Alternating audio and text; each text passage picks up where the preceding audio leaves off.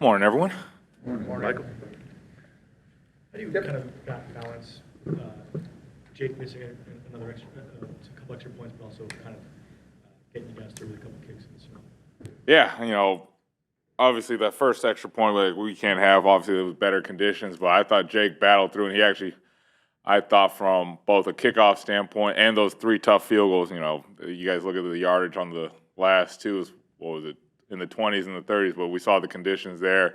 He did an unbelievable job, and not just him, but also the operation, starting with Rick. You saw the big guys clearing the spot for him. So going, with Jake, it's always his mentality is never dwelling on him, and he's going to go out there and try to perform at the best of his ability. So again, going 3 for 3 in those conditions on the field goal, getting 9 points for us was outstanding.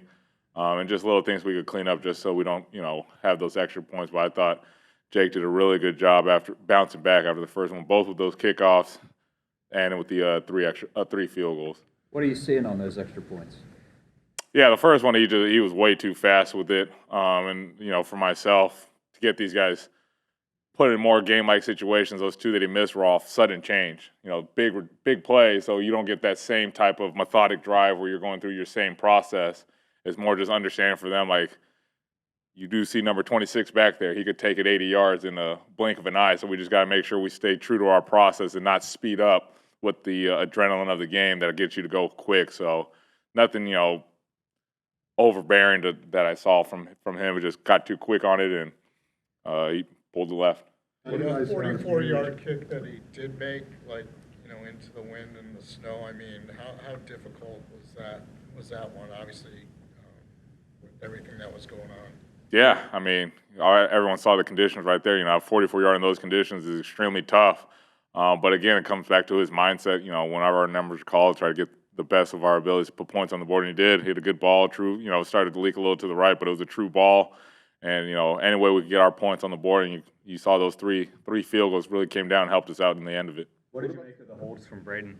Yeah, Braden, his hands, were fantastic. I know one of them was really good where he spun it as well. I think it was the last field goal that he had the really good holds. But, as much as it's made that Braden had great holds, the snaps weren't awful either by Rick. They were pretty good. A lot of the times he was just putting it down over the spot. It gets a little exaggerated when you kind of extend out a little bit, but the laces were good outside of one from Rick. And in those conditions, it's not just the kicker with his plant leg and footing, it's also the snapper. That ball's laying on the ground, hands are cold, it's getting wet.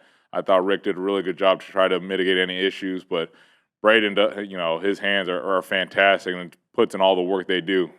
Behind the scenes, people don't really see how much they actually snap, hold, and get the operation to where it needs to be. What's it like to have a guy like Gainwell who can come in with Isaiah play more corner and come in and produce like he did? Yeah, Kenny's just a gamer. I know we've talked about Kenny a lot, whether it's his kickoff coverage or his return ability. And, you just see, even on offense, you see he makes people miss. He gets all those yards that you don't see.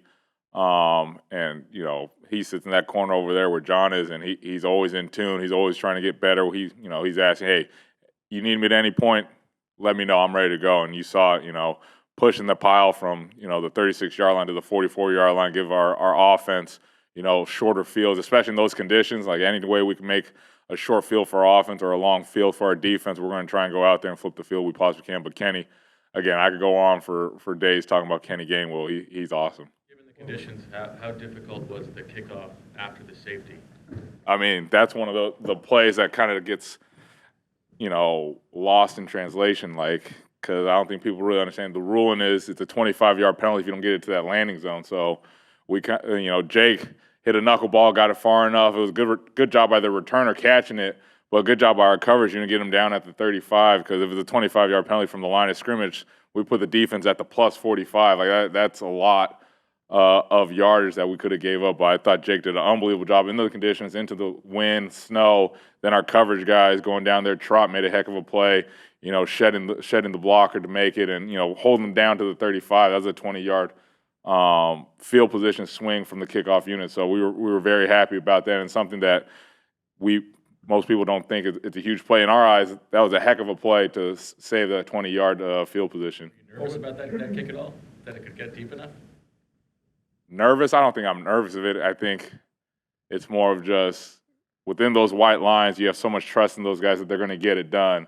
We're just out there to try and make a play. I don't think there was nervousness. There may be nervousness from around other people, but I still have so much trust in Jake and the kickoff unit, especially as of late, covering the ball very well to get these guys down. We got a big test again against Washington this week. Third time against Washington.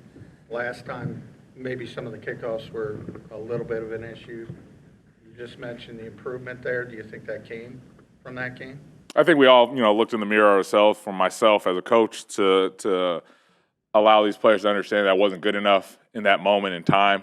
And these guys are so prideful, and they just want to make, they want to make their presence felt on special teams to help out the offense and defense. And, ever since that game, I think we've done a really good job of, improving our fundamentals, tackling and making some plays. I think Tristan McCullum has done an unbelievable job manning the inside right there at the 5. He made that first tackle against LA, and he's done a really good job tackling, Turpin against Dallas. So it's just us again, singing to our level of detail and fundamentals to make sure our kickoff unit is helping out, and it has the first 2 games, and we can't let that falter because Washington is a really good kickoff return unit. When did you find out that you wouldn't have Orrin as much as usual last week?